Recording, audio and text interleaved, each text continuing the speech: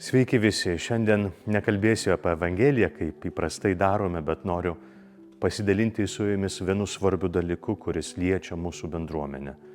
Mūsų parapijoje visada stengiamės, kad viešpats būtų mūsų gyvenimo centre, kad būtume gyva ir tikėjimu auganti bendruomenė, atvira kitiems.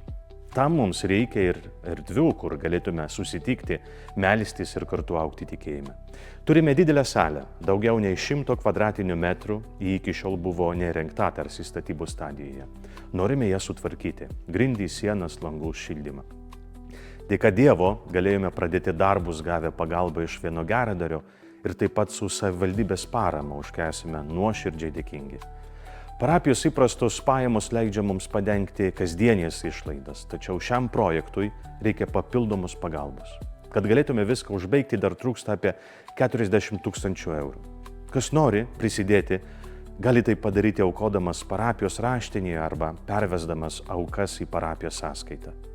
Kiekviena auka, net ir mažiausia, yra brangi. Kartu galime pastatyti ne tik salę, bet ir bendruomenės namus, kur viešpats galėtų susitikti su kiekvienu iš mūsų širdimi. Nuoširdžiai dėkoju ir viešpats jūs visus laimina.